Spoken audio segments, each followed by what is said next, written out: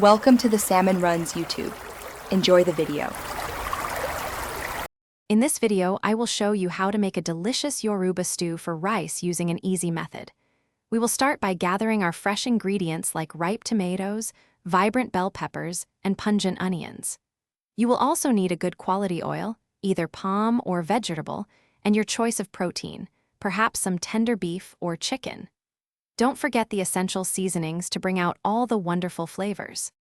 Next, we move on to preparing the base for our stew. Take your fresh tomatoes, bell peppers, and one of the onions, then blend them together until you achieve a smooth consistency. Now, heat approximately 1 cup of palm oil in a sturdy pot over medium heat. Wait until it's slightly smoking. Then, carefully add the remaining sliced onion and fry it gently until it becomes beautifully translucent. Now it's time to bring all those wonderful flavors together. Carefully pour the blended pepper mixture into the pot with the fried onions. This is also the perfect moment to add your pre-cooked protein, whether it's 2 pounds of tender beef or succulent chicken. Season generously with 2 bouillon cubes, 1 teaspoon of salt, and about half a teaspoon of fragrant curry powder.